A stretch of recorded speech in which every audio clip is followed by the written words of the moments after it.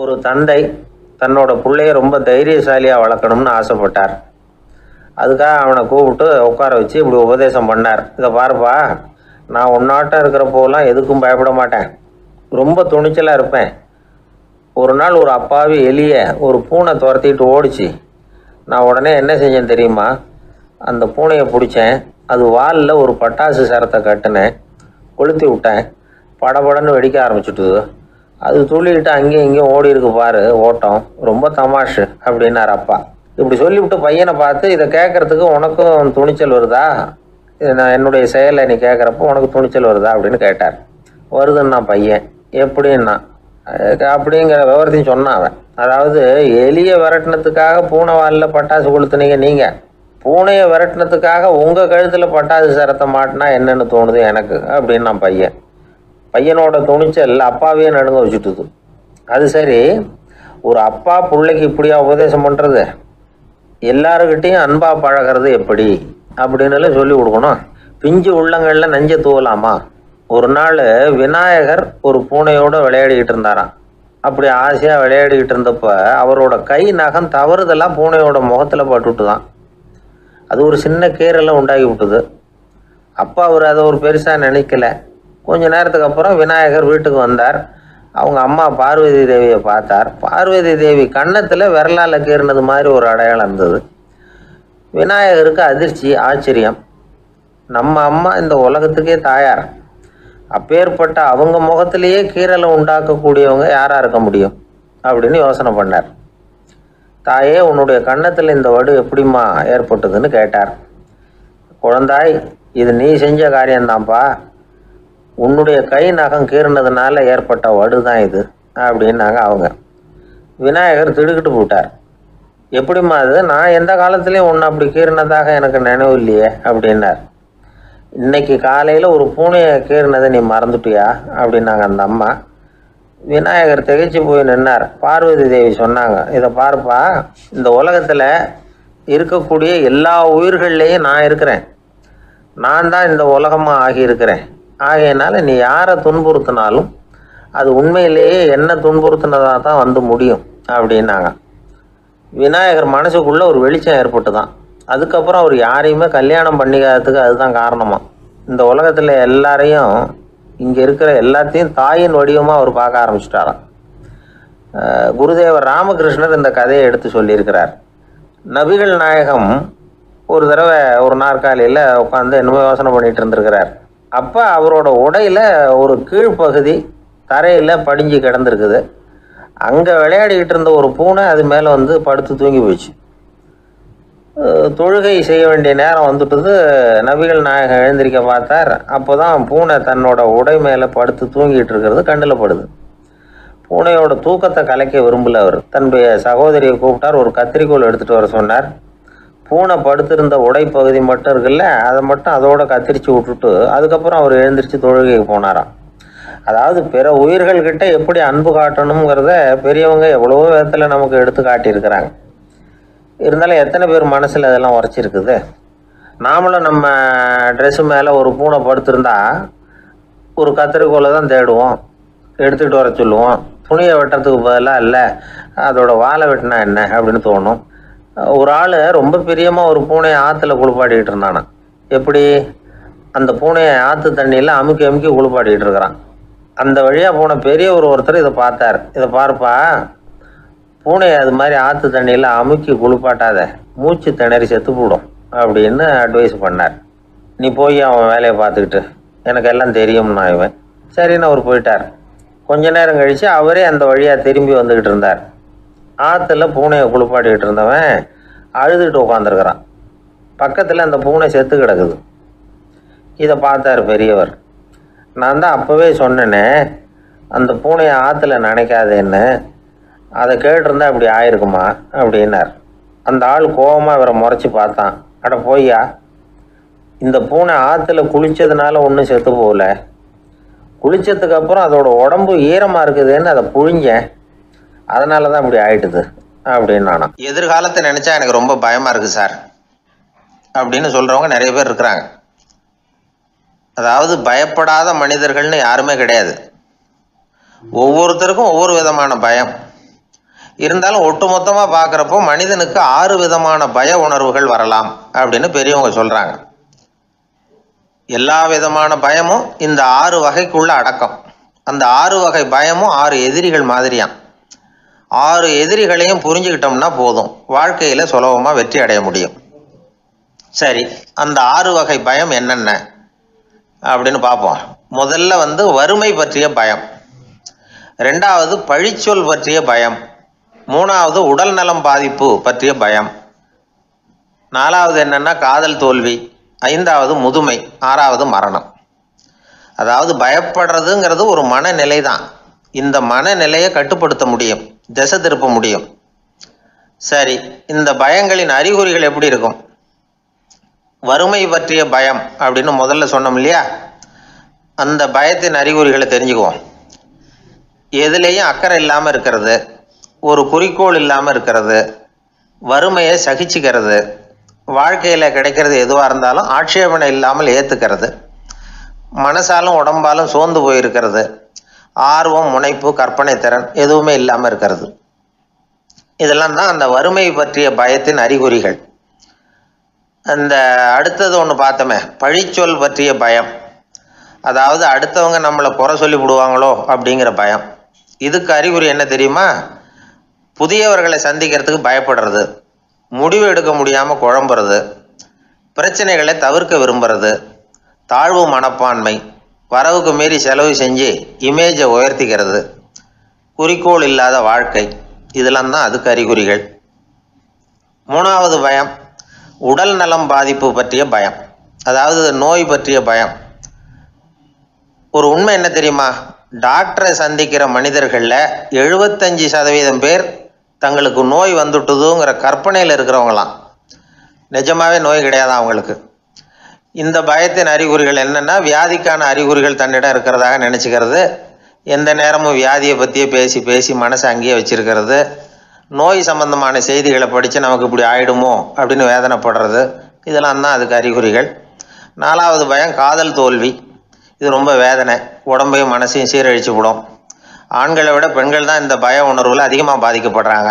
5வது முதுமை பற்றிய பயம். 6வது மரண பயம், வயசான காலத்தில் எப்படி சமாளிக்கிறது அப்படிங்கிற பயம். ஆக இதையெல்லாம் நாம் புரிஞ்சிக்க வேண்டியது ரொம்ப அவசியம். இந்த 6 வகை பயங்களை சரியாக புரிஞ்சுக்கிட்டு நாம் நடந்துக்கணும். வாழ்க்கையின் முன்னேற்றத்துக்கு இந்த பயங்கள் முட்டுக்கட்டே ஆகிடக்கூடாது. உழைச்சி பணம் சேர்க்கணும், உற்சாகமாக மனசை வச்சுக்கணும். மனசை கட்டுப்படுத்துகிற மார்க்கம் தெரிஞ்சுக்கிட்டா போதும், எல்லாம் சரியாக வந்துடும். நம்ம ஆள் ஒருத்தன் சொன்னான், சார் எனக்கு வறுமை பற்றிய பயம்தான் இருந்தது, ஒரே ராத்திரியில் 30,000 ரூபா தயார் பண்ணிவிட்டேன், இப்போ எனக்கு இன்னொரு பயம் வந்துட்டுதுன்னா. என்ன பயம்னு கேட்டாங்க. போலீஸு கண்டுபிடிச்சிருமோங்கிற பயம்னா. இது இந்த பயத்தில் அடங்காது. அதனால் அஞ்சி அஞ்சி சாவார், அஞ்சாத பொருள் இல்லை அப்படின்னு பாரதி சொன்னார் இல்லையா, அது மாதிரி பயத்தை புரிந்து கொண்டு அதற்கு தகுந்த மாதிரி நம்முடைய வாழ்க்கையை அமைத்து கொள்ள வேண்டும். அப்படி அமைத்து கொள்ளுகிறவர்களுக்கு வெற்றி நிச்சயம். ஒருத்தரை பார்த்து உன்னுடைய நண்பர்கள் யார் அப்படின்னு ஒரு கேள்வி கேட்டு பாருங்க, கொஞ்சம் யோசித்து பதில் சொல்லுவாங்க. அவங்கக்கிட்டேயே உன்னுடைய எதிரிகள் யார் அப்படின்னு கேளுங்க, கடகடன்னு ஒப்பிச்சிருவாங்க. நம்ம மனசு இருக்க அது எப்படின்னா, நம்ம நண்பர்களை விட எதிரிகளை அது நல்லா ஞாபகத்தில் வச்சுக்கும். இது ஒரு ஆச்சரியமான உண்மை. உங்களால் நண்பர்களை மறந்துட முடியும், ஆனால் எதிரிகளை மறந்துட முடியாது. இது ஒரு வேடிக்கையான நிலைமை தான். அழகான தருணங்களை நாம் ஏன் மறந்துடுறோம்? இது இயற்கை. ஏன்னா நம்ம மனசு மலர்களை கவனிக்கிறது இல்லை, அதில் இருக்கிற முள்ளை தான் கவனிக்குது. தன்னை காயப்படுத்துகிற எதையும் அது உடனே கண்டுகொள்ளுது. ஒரு தெளிந்த சிந்தனையுடைய மனசு மிக அழகாக உள்ள எல்லாத்தையும் கவனிக்கும். அது நன்றியுடன் உணரக்கூடிய எல்லாத்தையும் பார்த்து குறிச்சிக்கும். இப்படிப்பட்டவங்க வாழ்க்கை இயல்பாகவே நல்லா அமையும். அது ரொம்ப அபூர்வம். மனசில் உள்ள ஒரு சிறிய அமைப்பை மாற்றுவதை பொறுத்து தான் இந்த விஷயம் அப்படிங்கிறார் ஓஷோ. ஒரு யூத கோவில் இருந்து தான், அது யூதர்களின் மடமாகவும் இருந்தது. அங்கே ஒரு தலைமை குரு, அவர் ரொம்ப கண்டிப்பானவர். அந்த கோவிலை ஒட்டி ஒரு தோட்டம். ஒரு நாள் காலையில் அந்த தோட்டத்தில் 2 இளம் யூதர்கள் நடந்து போய்கிட்டு இருக்கிறாங்க. காலையில் 1 மணி நேரம், மாலையில் 1 மணி நேரம் அவங்க அந்த தோட்டத்தில் நடக்கிறதுக்கு அனுமதி உண்டு. மற்ற நேரங்களில் அவங்க மத புத்தகங்களை படிக்கணும். பிற விதிமுறைகளை கடைபிடிக்கணும். அந்த 2 பேருமே தொடர்ந்து புகைப்பிடிக்கிற பழக்கம் உள்ளவங்க. ஆனால் கோவில் மடத்தில் இருக்கிறப்போ அவங்க புகைப்பிடிக்க முடியாது, அது கடுமையான குற்றம். சரி, நாம் தோட்டத்தில் இருக்கிறப்போவாவது புகைப்பிடிக்கலாமா அப்படின்னு ஒரு ஆசை அவங்க 2 பேருக்குமே. இருந்தாலும் பயம். இப்படி கேட்டால் மதகுரு என்ன சொல்லுவாரோ அல்லது என்ன செய்வாரோங்கிற பயம். இப்படியே கொஞ்ச நாள் ஆச்சு. ஒரு நாள் இந்த 2 பேரில் ஒருத்தன் ரொம்ப கலங்கி போய் அந்த கோவிலில் இருந்து வெளியில் வந்துக்கிட்டு இருந்தான். வந்தவன் நேராக தோட்டத்து பக்கம் போனான். அங்கே இன்னொருத்தன் ஆனந்தமாக புகை பிடிச்சிக்கிட்டு இருக்கிறான். அதை பார்த்து தான் இவனுக்கு அதிர்ச்சி. அட கடவுளே, என்ன இது, நீ கேட்காமலே ஆரம்பிச்சிட்டியா அப்படின்னா. இல்லை இல்லை, நான் கேட்டுவிட்டு தான் ஆரம்பிச்சிருக்கேன்னா அவன். அப்படியா, என்ன மனுஷன் இவர், நானும் தான் கேட்டேன், என்னை கண்ணாமுன்னான்னு திட்டிவிட்டார். இது என்ன கோவிலா இல்லை நரகமா? உனக்கு புகை பிடிக்கணும்னு ஆசையாக இருந்தால் நரகத்துக்கு போகணும்னு சொல்லிவிட்டார். அது சரி, உன்னை மட்டும் எப்படி அனுமதிச்சார் அப்படின்னு கேட்டான் இவன். அவன் சிரிச்சுக்கிட்டே, நீ எப்படி கேட்ட சொல்லு அப்படின்னா. நாம் இந்த தோட்டத்துக்கு வர அனுமதிக்கப்பட்டிருக்கிறதே ஜபத்துக்காகத்தானே, அதனால் நான் ஜபம் சொல்லும் பொழுது புகை பிடிக்கலாமா அப்படின்னு கேட்டேன். அதுக்கு தான் அவர் சத்தம் போட்டு என்னை அடிக்கவே வந்துட்டார் அப்படின்னா இவன். நீ ஒரு மாதிரியாக கேட்டிருக்க, நான் வேறு மாதிரியாக கேட்டிருக்கிறேன். ஜெபம் சொல்லும்போது புகை பிடிக்கலாமான்னு நீ கேட்டிருக்க. ஐயா, புகை பிடிக்கும் பொழுது ஜபிக்கலாமா அப்படின்னு நான் கேட்டேன். அதில் தப்பு ஒன்றும் இல்லை அப்படின்னு பதில் சொல்லிட்டார் அப்படின்னா. ஒரு சிறிய மாற்றம்தான் அது மிகப்பெரிய மாறுதலை ஏற்படுத்தி விட்டது. மனசு நல்ல விதமாக சிந்திக்க ஆரம்பிச்சுட்டுதுன்னா மகிழ்ச்சிக்கு பஞ்சம் இல்லை. ஒரு கஞ்சன் ஆற்றுல விழுந்துட்டான். வெள்ளத்தில் தத்தளிச்சுக்கிட்டு இருக்கிறான்.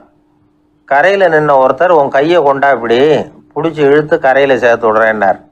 எதையும் கொடுத்து பழக்கம் இல்லாத அவன் கையையும் கொடுக்க மாட்டேன்னுட்டான். இவர் பார்த்தார், உன் கையை கொடுன்னு சொல்கிறதுக்கு பதிலாக நான் என் கையை கொடுக்குறேன் பிடிச்சிக்கோ அப்படின்னார். அவன் கப்புன்னு பிடிச்சிக்கிட்டான், இழுத்து கரையில் போட்டார். 1816 வருஷம் செப்டம்பர் மாதம் 11ஆம் தேதி பிரான்ஸ் தேசத்தில் உள்ள ஒரு மருத்துவமனை. அங்கே ஒரு இளம் டாக்டர் கொஞ்ச நாளைக்கு முன்னாடி தான் அந்த ஆஸ்பத்திரியில் புதுசாக வேலைக்கு சேர்ந்துருக்கிறார். அவர் பேர் ரெனே லெனக். அவர் அன்னைக்கு காலையில் அந்த மருத்துவமனையில் அப்படியே ரவுண்ட்ஸ் வந்துக்கிட்டு இருக்கிறார். வார்டில் ஒரு படுக்கையில் ஒரு இளம் பெண் படுத்திருக்கிறார். அந்த பொண்ணுக்கு இருதய நோயாக இருக்கலாம்ங்கிறது மற்ற டாக்டர்கள் சந்தேகம். அந்த காலத்துல எல்லாம் ஒருத்தருடைய இருதய துடிப்பை தெரிஞ்சுக்கணும்னா நோயாளியின் மார்பில் டாக்டர் காதை வச்சு பார்த்து தான் தெரிஞ்சுக்கிறது வழக்கம். ஆனால் இந்த பெண்ணும் இளம் பெண், அந்த டாக்டரும் புதுசாக சேர்ந்துருக்கிறவர். அதனால் பரிசோதனை பண்ண தயங்கினார். கொஞ்ச நேரம் யோசனை பண்ணார். திடீர்னு ஒரு ஞாபகம் வந்தது அவருக்கு.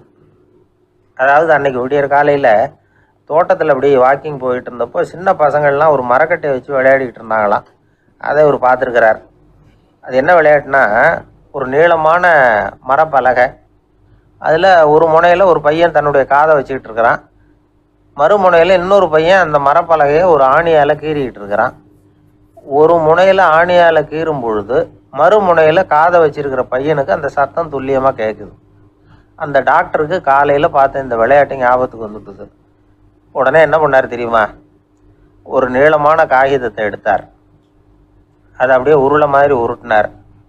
ஒரு முனையை அந்த நோயாளியின் மார்பில் இடது பக்கம் வச்சார். இன்னொரு முனையில் தன்னுடைய காதை வச்சார். என்ன ஆச்சரியம்! நோயாளியின் மார்பில் நேரடியாக காதை வச்சு கேட்குறத விட துல்லியமாக கேட்டுது இதய துடிப்பு. இதய துடிப்பு மட்டும் இல்லை, மூச்சு இழுத்து விடுறது, திரவ பொருள்களின் அசைவு, எல்லா சத்தமும் தெளிவாக கேட்குது. கிரேக்க மொழியில் ஸ்டெத்தாஸ் அப்படின்னா மார்பு, ஸ்கோப்பின் அப்படின்னா பார்ப்பதுன்னு அர்த்தம். அதனால் டாக்டர் ரெனே லெனக் தான் கண்டுபிடிச்ச கருவிக்கு ஸ்டெத்தஸ்கோப் அப்படின்னு பேர் வச்சார். அவரே முதல் மாடலையும் செஞ்சார். அளவு ரொம்ப பெருசாக இருந்தது, சுலபமாக எடுத்துகிட்டு போகிறது கஷ்டம், அது அவ்வளோ கஷ்டமாக இருந்தது அது. அதனால் அவரே அதை அப்புறம் 2 பிரிவாக தயார் பண்ணார். இது 2 துண்டையும் டாக்டர் தன்னோட கோட்டு பாக்கெட்டில் வச்சுக்கலாம், தேவைப்படுறப்ப எடுத்து ஒன்றா சேர்த்துக்கலாம். இப்படி தான் அவர் ஆரம்பத்தில் பண்ணார். தன்னுடைய இந்த கண்டுபிடிப்பை பற்றி அவர் ஒரு புத்தகம் எழுதினார். நிறைய விற்றுது, புகழும் பணமும் சேர்ந்தது. பணமும் புகழும் சேர்ந்தது மாதிரியே அவருக்கு ஒரு நோயும் சேர்ந்தது. அது என்ன நோயின்னு கண்டுபிடிக்கிறதுக்கும் அவர் கண்டுபிடிச்ச கருவி தான் உபயோகப்பட்டு தான். அவரே அதை கண்டுபிடிச்சார். அவருக்கு வந்திருந்தது காச நோய். 1826 வருஷம் ஆகஸ்ட் மாதம் 13ஆம் தேதி உலகத்தின் முதல் ஸ்டெதஸ்கோப்பை கண்டுபிடிச்ச டாக்டர் ரெனே லெனக் காலமானார். அவர் சாகிறதுக்கு முன்னாடி மரத்தால் செஞ்சு வச்சுருந்த ஸ்டெதஸ்கோப்பை தனக்கு வேண்டியப்பட்ட ஒரு டாக்டர்கிட்ட கொடுத்து, என்னுடைய சொத்துக்கள்லேயே ரொம்ப வசந்தது அப்படின்னு சொன்னாராம். அதுக்கப்புறம் 3 வெள்ளைக்காரங்க சேர்ந்து இந்த கருவியில் சில மாற்றங்களை பண்ணாங்க. ஆனால் 1829 லண்டனில் டாக்டர் நிக்கோலஸுங்கிறவர் ஒரு காதால் இதய துடிப்பை கேட்குறத விட டாக்டர் 2 காதாலையும் கேட்குறது தான் சரியாக இருக்கும் அப்படின்னு ஒரு கருத்தை வெளியிட்டார். அதுக்கப்புறம் ரொம்ப காலம் கழித்து 1852 ஜார்ஜ் காமான் அப்படிங்கிறவர் ரப்பர் டியூப்களை உபயோகப்படுத்தி 2 காதாலையும் கேட்குற மாதிரி ஒரு புதிய வடிவத்தை அதுக்கு கொடுத்தார். அதுக்கு பிறகு அது படிப்படியாக எவ்வளவோ மாற்றங்கள் இருந்தாலும் ஆரம்பத்தில் டாக்டர் ரெனே லெனக் உருவாக்கின அடிப்படை மாடலை யாரும் மாற்றி அமைக்கலைங்கிறது தான் முக்கியமான விஷயம். நமக்கு தெரிஞ்ச ஒரு ஆஸ்பத்திரி, அதில் ஒரு நோயாளி, காலை நேரத்தில் நர்ஸு அந்த பக்கமாக போயிட்டு இருந்தாங்க. அதை பார்த்துட்டு ஒரு நர்ஸுன்னு கத்துறார். நர்ஸு அவசரமாக ஓடி வந்து என்ன விஷயம்னு கேட்டாங்க.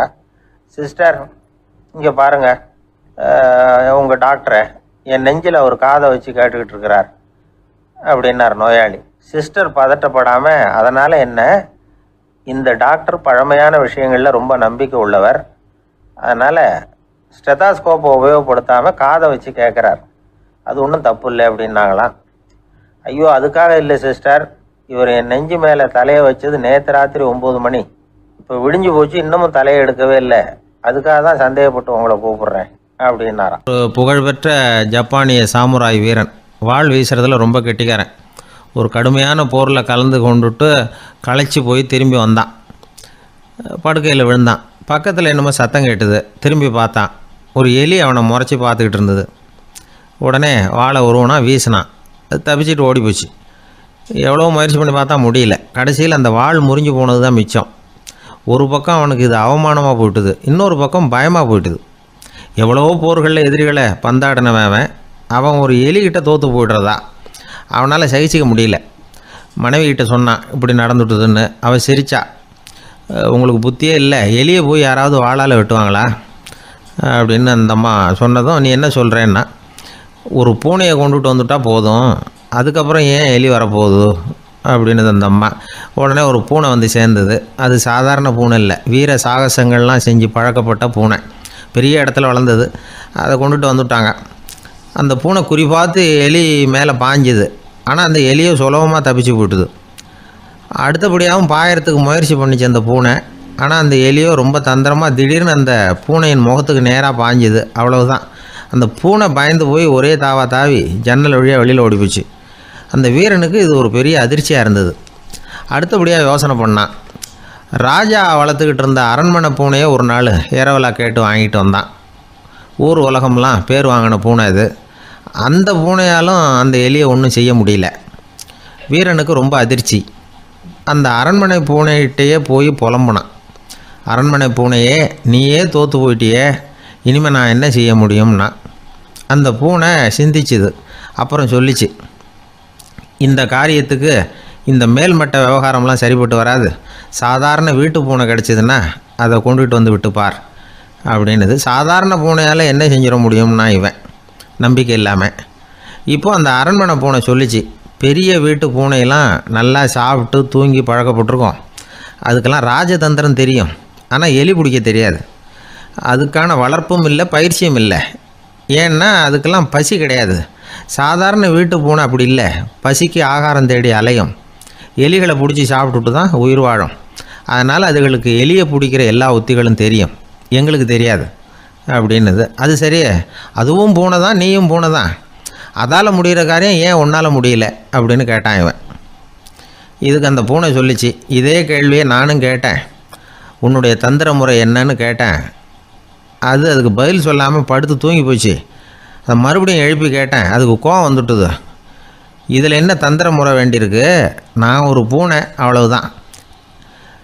பூனைன்னா பூனை, பூனை எலியை பிடிக்கும், நான் எலியை பிடிக்கிறேன் அவ்வளவுதான்னுது அப்படின்னு சொல்லி விவரமாக சொல்லிச்சு அந்த அரண்மனை பூனை.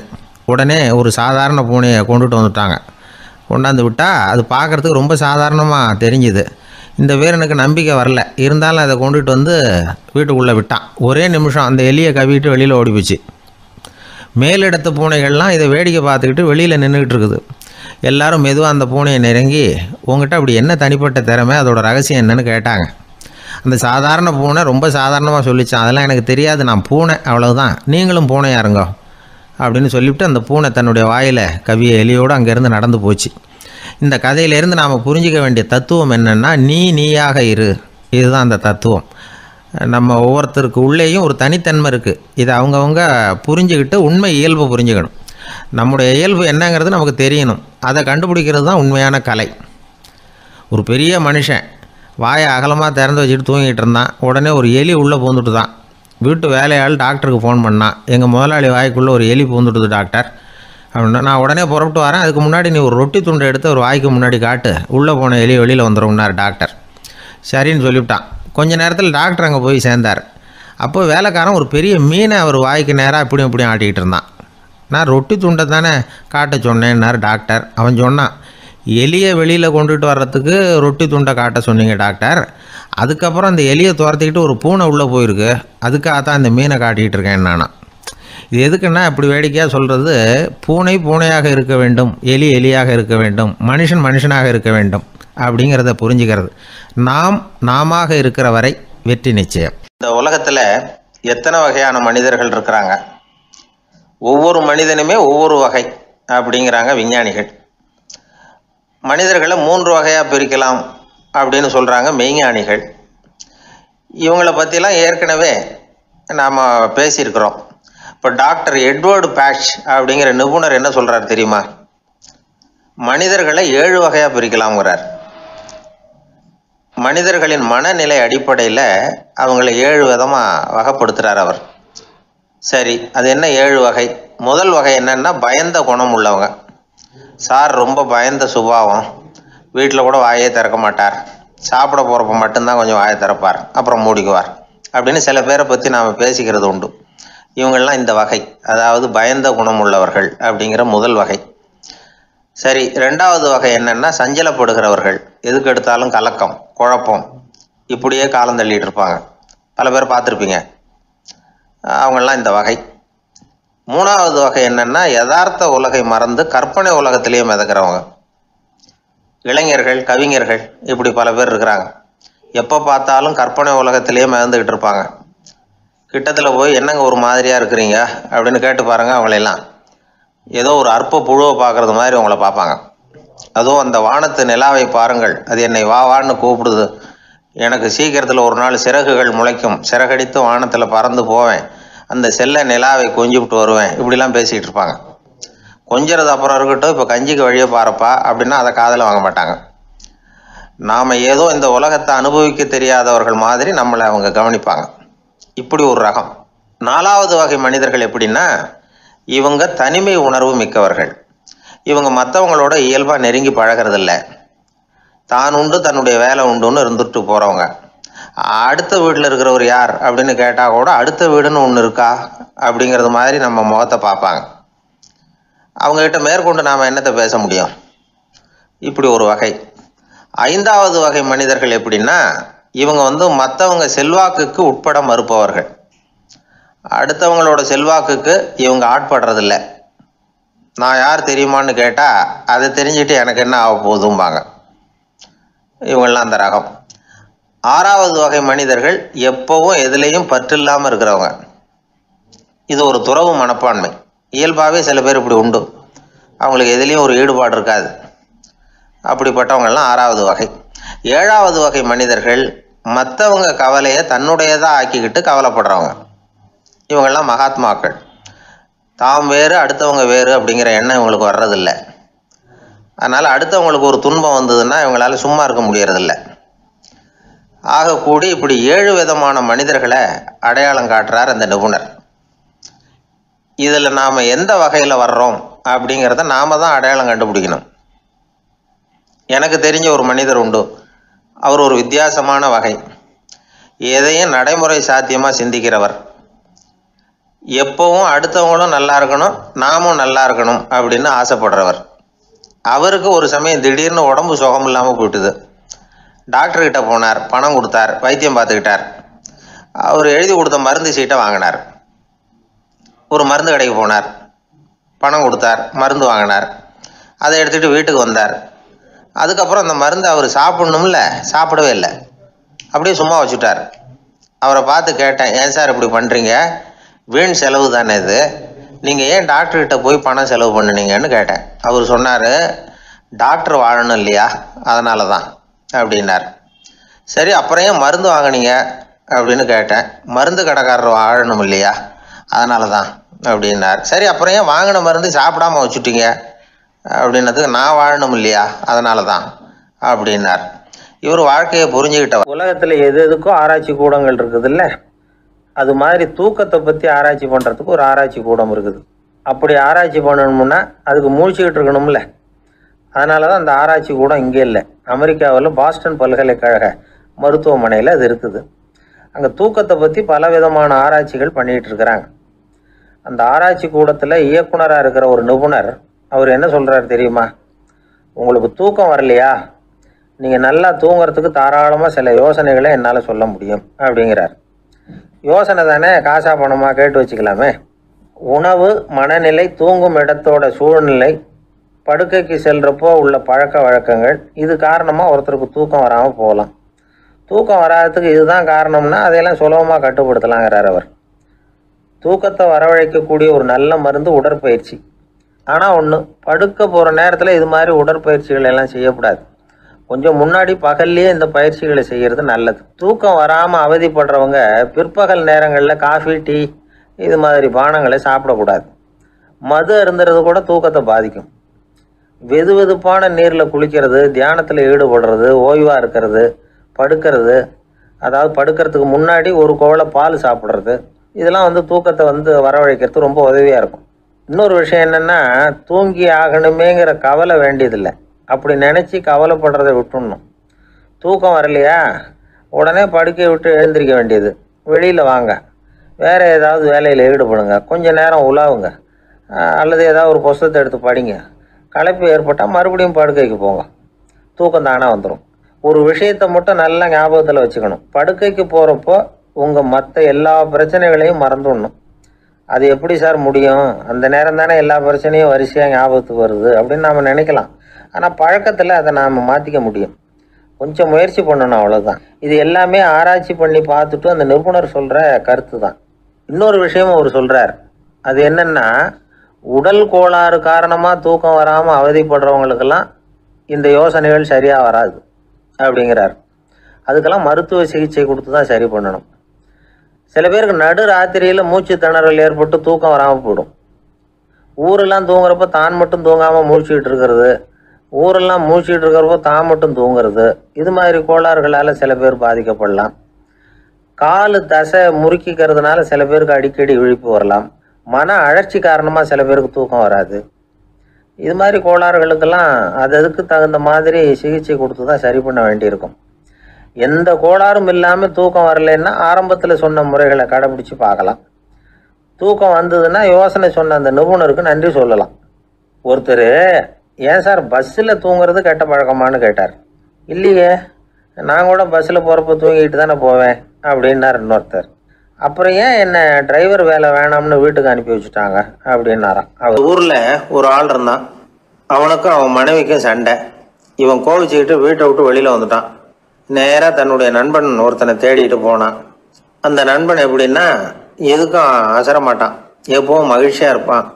அவங்ககிட்ட போய் இவன் யோசனை கேட்டான். அது சரி, நீ எப்படி எப்பவும் மகிழ்ச்சியாக இருக்கிற, என்னால் அப்படி இருக்க முடியலையே அப்படின்னு கேட்டான். என்ன நடந்தது சொல்லுன்னா அவன், வீட்டில் எனக்கும் என் மனைவிக்கும் தகராறு, நிம்மதி இல்லை, அதுதான் இங்கே வந்தேன், உங்ககிட்ட யோசனை கேட்கலாமேன்னு அப்படின்னு விவரத்தை சொன்னான். அதை கேட்டுவிட்டு அதுக்கப்புறமா இவன் சொன்னான், இந்த பாருப்பா, இது ஒன்றும் பெரிய விஷயம் இல்லை, எனக்கு 2 மனைவிகள், 2 வீடு. ஒரு வீட்டில் சண்டை வந்துட்டுதுன்னா நேராக இன்னொரு வீட்டுக்கு வந்துடுவேன், இங்கே சண்டை வந்துட்டுதுன்னா நேராக அங்கே போயிடுவேன். 2 குடும்பம் இருக்கிறதுனால இப்படி ஒரு வசதி, இதுதான் என்னுடைய மகிழ்ச்சியின் ரகசியம் அப்படின்னு நானா. ஓ அப்படியா விஷயம், இப்போ புரிஞ்சுக்கிட்டேன், உன்னுடைய யோசனைக்கு ரொம்ப நன்றி அப்படின்னு சொல்லிவிட்டு அவன் திரும்பி வந்துட்டான். அங்கே இங்கே தேடினான். ஒரு வாரத்துக்குள்ளே இன்னொரு பொண்ணை தேடி கண்டுபிடிச்சி கல்யாணம் பண்ணிட்டான். இப்போ இவனுக்கும் 2 வீடு ஆகிட்டுது. அதுக்கப்புறம் என்னாச்சு தெரியுமா, இவன் 2ஆவதாக கல்யாணம் பண்ணிக்கிட்டு வந்தானே, இந்த செய்தி முதல் மனைவிக்கு தெரிஞ்சு போச்சு. போனான். அது கழுத்தை பிடிச்சி வெளில தள்ளி விட்டு கதவை சாத்தி விட்டுது. இனிமேல் இந்த பக்கம் வராத, எனக்கு தெரியாமல் எப்படி நீ இன்னொரு கல்யாணம் பண்ண அப்படின்னு சொல்லி அடித்து விரட்டி விட்டுது. இவன் அதனால் என்ன பரவாயில்லன்னு ரெண்டாவது மனைவி வீட்டுக்கு போனான். அங்கே பார்த்து நீ எனக்கு கல்யாணம் பண்ணுறதுக்கு முன்னாடி ஏற்கனவே உனக்கு கல்யாணம் ஆச்சுங்கிற விஷயத்தை ஏன் என்கிட்ட சொல்லலை அப்படின்னு சொல்லி அதுவும் கழுத்தை பிடிச்சி வெளில தள்ளி விட்டுது. இவன் வீதிக்கு வந்துட்டான். இங்கேயும் போக முடியல, அங்கேயும் போக முடியல. என்ன இது, அவன் சொல்லி கொடுத்த யோசனை ஒன்றும் சரியாக வரலையே அப்படின்னு யோசனை பண்ணிக்கிட்டே நடந்தான். வழியில் ஒரு பாழடைஞ்ச மண்டபம். சரி, இன்னைக்கு ராத்திரி இங்கேயே படுத்துருவோம், வேற எங்கேயும் போய் படுத்து தூங்க முடியாது, அதான் 2 பேரும் விரட்டி விட்டாங்களே, என்ன பண்ணுறது அப்படின்னு சொல்லி அந்த மண்டபத்தில் போய் ஒரு தூணில் ஓரமாக சாஞ்சி உக்காந்தான். அப்போ எதிர்த்தாப்புல இன்னொரு தூண் ஓரமாக யாரோ அசைகிறது மாதிரி தெரிஞ்சுது, லேசான இருட்டில். யாரப்பா அது அப்படின்னு கிட்ட போய் பார்க்குறான். அப்புறம் தான் தெரியுது அவன் யார் தெரியுமா, இவனுக்கு யோசனை சொன்னான்ல 2 கல்யாணம் பண்ணிக்கணும்னு சொல்லி, அவன் அங்கே படுத்து கிடக்குறான். டேய் நீ எப்படிறா இங்கே வந்த அப்படின்னா, 2 வீட்லேயும் சண்டை வந்துட்டுது, அதுதான் இங்கே வந்தேன் படுத்து தூங்கலாமேன்னு அப்படின்னா. 2 வீடு இருக்கிறது சௌரியம்னு என்கிட்ட சொன்னியப்பா அப்படின்னா இவன். நான் அப்படி சொன்னதுக்கு ஒரு காரணம் உண்டுன்னா அவன். என்னடா காரணம்னு கேட்டான். அது வேற ஒன்றும் இல்லை, தினமும் ராத்திரி இல்லை இந்த மண்டபத்தில் தனியாக படுக்கிறதுக்கு எனக்கு பயமாக இருந்தது, எனக்கு ஒரு துணை தேவைப்பட்டது, அதுக்காக தான் உங்ககிட்ட அப்படி ஒரு யோசனை சொன்னேன். இப்போ நீ வந்ததுனால எனக்கு துணை கிடச்சிட்டுது. இப்போ நம்ம 2 பேரும் துணையாக இங்கே படுத்துக்கலாம், நீ அந்த தூணில் சாஞ்சிக்கோ, நான் இந்த தூணில் சாஞ்சிக்கிறேன் அப்படின்னு சொல்லி படுத்து தூங்க ஆரம்பிச்சிட்டானோ. அதாவது நம்ம வாழ்க்கையில் முடிவுகள் எடுக்கிற விஷயத்தில் இந்த ஆள் மாதிரி தான் பல பேர் நடந்துக்கிறோம் அப்படிங்கிறார். அதாவது உலக புகழ்பெற்ற மனோதத்துவ மேதை ஸ்காட் பெக் அப்படிங்கிறவர். அதாவது வீட்டுக்கு தேவையான பொருள்கள் வாங்குறதுலேருந்து கல்யாணம் பண்ணுறது, வீடு கட்டுறது வரைக்கும் அடுத்தவங்க பேச்சை கேட்டு வீணாக போகிறவங்க தான் அதிகம். அறிவுரை கேட்கறதுல தப்பு இல்லை, ஆனால் அதுக்கப்புறம் அதை பற்றி சரியாக சிந்திச்சு பார்க்கறது இல்லை, அதுதான் தப்பு. சில பேர் அறிவுரை சொல்கிறதுலேயே ரொம்ப தெளிவாக இருப்பாங்க. ஏன் சார் 2 சம்சாரத்தோட குடும்பம் நடத்துறது ரொம்ப கஷ்டமானு கேட்டாராம் ஒருத்தர். அது எனக்கு தெரியாதுங்க அப்படின்னாராம் அவர். ஏன்னு கேட்டிருக்கார். ஏன்னா எனக்கு 3 சம்சாரம் அப்படின்னாராம் அவர். ஏங்க எங்கே போயிட்டு வரீங்க அப்படின்னு கேட்டேன். எனக்கு வேண்டப்பட்ட ஒருத்தரை பார்த்து. ஆஸ்பத்திரிக்குன்னார். எந்த ஆஸ்பத்திரிக்குன்னே? மாட்டு ஆஸ்பத்திரிக்குன்னார். என்ன விஷயம்னே? மாமனாருக்கு உடம்பு சரியில்லை, அதுதான் மாட்டு ஆஸ்பத்திரிக்கு போயிட்டு வரேன்னார். அட பாவி, அதுக்கு அந்த ஆஸ்பத்திரிக்கா போவாங்க அப்படின்னு ஆச்சரியமா. அட அது இல்லைப்பா, முதல்ல எங்கள் குடும்ப டாக்டர் தான் தேடிக்கிட்டு போனேன். அவர் அந்த நேரத்தில் அவர் வளர்க்குற நாய்க்குட்டிக்கு உடம்பு சரியில்லைன்னு சொல்லி அதை தூக்கிக்கிட்டு மாட்டு ஆஸ்பத்திரிக்கு போயிட்டாராம் சொன்னாங்க. அதனால் அங்கே போய் அவரை சந்தித்து விஷயத்தை சொல்லிவிட்டு வர்றேன்னார். அப்புறம் தான் எனக்கு கொஞ்சம் நிம்மதியாக இருந்தது. பொதுவாக நமக்கு தெரிஞ்ச வரையில் டாக்டர்கள் 2 வகை. நமக்கு வைத்தியம் பண்ணுற டாக்டர்கள் ஒரு வகை, நம்மக்கிட்ட இருக்கிற ஆடு மாடு கோழிக்கு வைத்தியம் பண்ணுற டாக்டர்கள் ஒரு வகை. இப்போ தான் எனக்கு தெரியும் இன்னொரு வகையான டாக்டர்களும் உண்டுங்கிறது. அது யாருன்னா பூச்சிகளுக்கு வைத்தியம் பண்ணுற டாக்டர்கள், அதாவது பூச்சி டாக்டர்கள். வெளிநாடுகளில் அப்படிலாம் கூட சில பேர் இருக்கிறாங்க. பிரிட்டனில் யார்க்ஷயர் வட்டாரத்தில் ராதர்ஹாம் அப்படின்னு ஒரு ஊர். அங்கே ஒரு விலங்கியல் மருத்துவர், பேர் டாக்டர் லான்ஸ் ஜெப்சன். அவர் ஆஸ்பத்திரி வாசலில் பார்த்தீங்கன்னா தினமும் நிறைய பேர் நின்றுக்கிட்டு இருப்பாங்க. கையில் கண்ணாடி குடுவை, தகர டப்பா இப்படி ஏதாவது இருக்கும். அதுக்குள்ளே ஏதாவது பூச்சிகள் இருக்கும். அதுக்கு வைத்தியம் பண்ணுறதுக்காக வந்தவங்க தான் அவங்க எல்லாம். சிலந்தி பூச்சி, பல்லி, தேளு, பாம்பு இப்படி ஏதாவது இருக்கும்.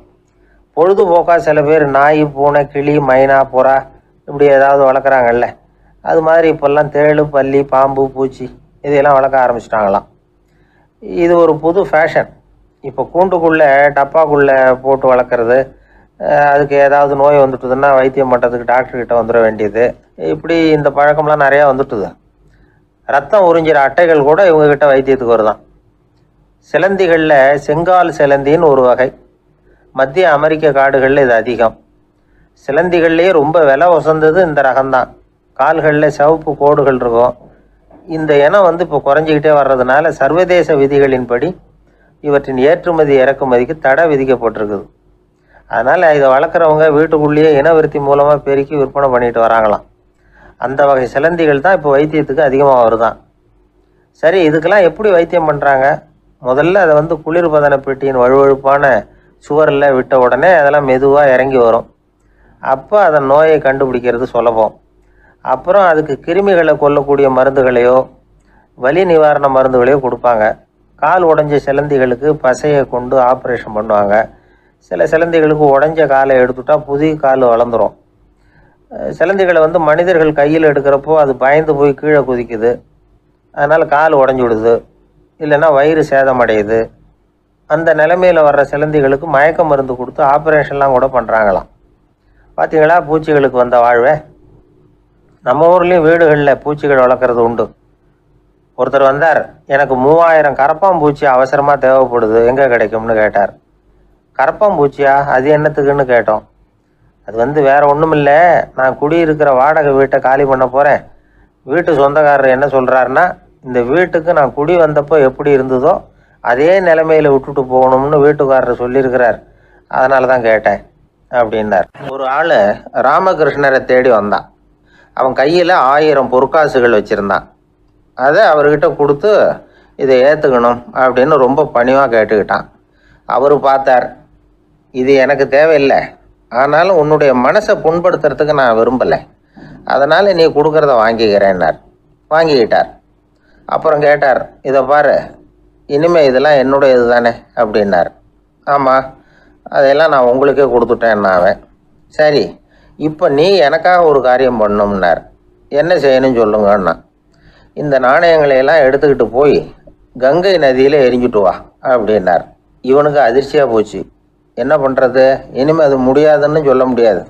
ஏன்னா அந்த நாணயங்களையெல்லாம் அவருக்கே கொடுத்துட்டான். இனிமேல் அதெல்லாம் இவனுடையது இல்லை. பேசாமல் அவ்வளவே அள்ளிக்கிட்டு ஆத்தங்கரைக்கு போனான்.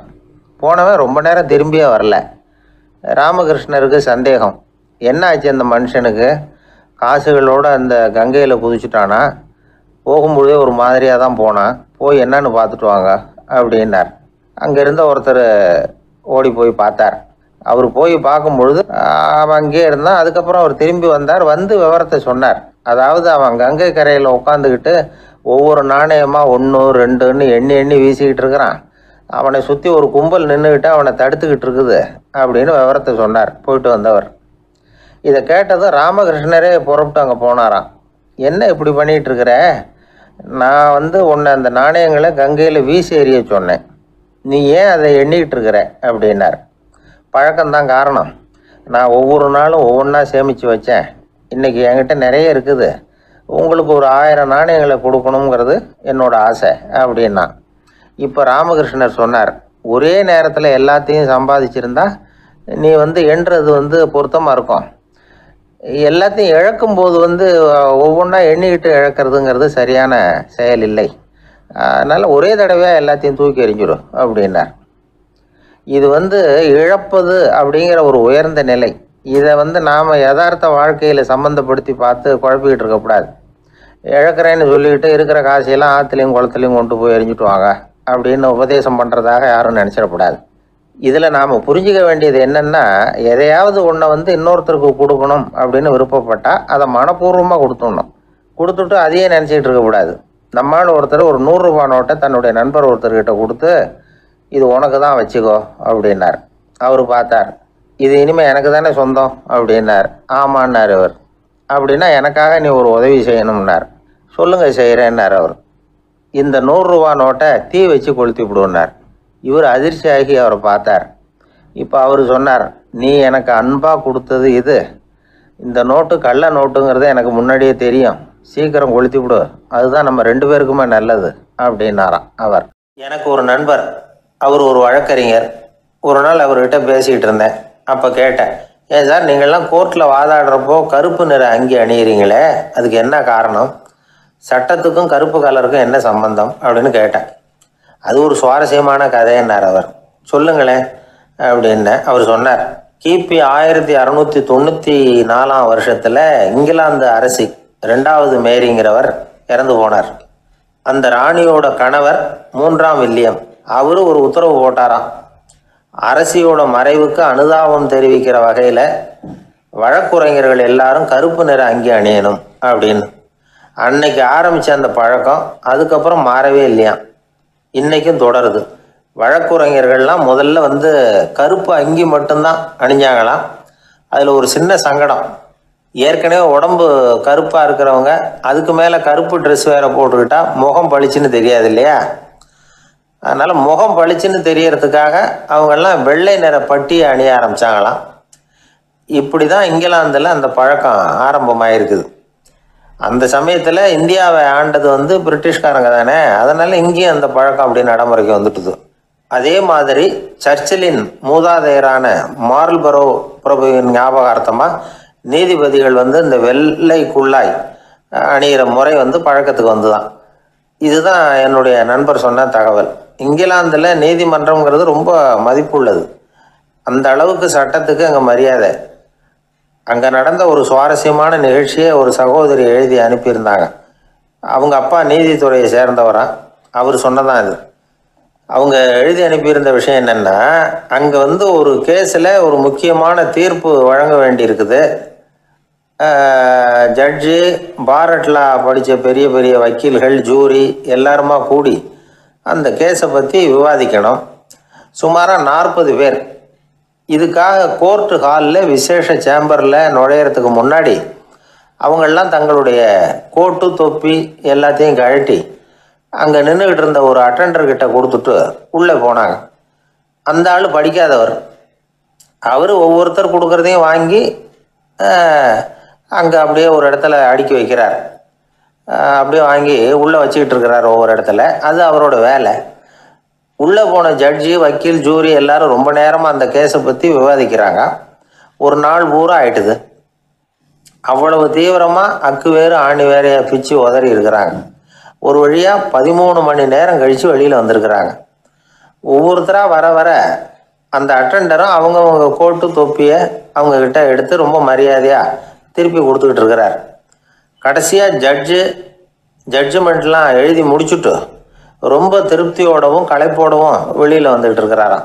இந்த ஆள் அவருடைய மேல் கோட்டையும் தொப்பியையும் எடுத்து அவர்கிட்ட ரொம்ப மரியாதையோடு நீட்டினாராம். ஜட்ஜுக்கு ரொம்ப ஆச்சரியம். இந்த ஆள் எப்படி இவ்வளவு பேரோட கோட்டு தொப்பி எல்லாத்தையும் ஞாபகம் பேசகாமல் திருப்பி கொடுக்குறார் அப்படிங்கிறது அவருக்கு ஆச்சரியம். அதனால் அவர் அந்த ஆளை பார்த்து கேட்டாராம், ஏப்பா இந்த கோட்டை கொடுக்குறியே, இது என்னோடது தானா, என்னோடது தான்னு உனக்கு எப்படி தெரியும் அப்படின்னாராம். இதுக்கு அந்த பியூனு ரொம்ப பதவிசாக பதில் சொன்னாராம், ஐயா இந்த கோட்டு ஹேட்டை வந்து உங்ககிட்ட வாங்கி மாட்டினேன், இப்போ திரும்ப உங்ககிட்ட தரணும், தந்துட்டேன், இதுதான் என்னோட வேலை. மற்றபடி இது உங்களோட தான் இல்லையா அப்படிங்கிறதெல்லாம் எனக்கு தெரியாதுங்க அப்படின்னாராம்.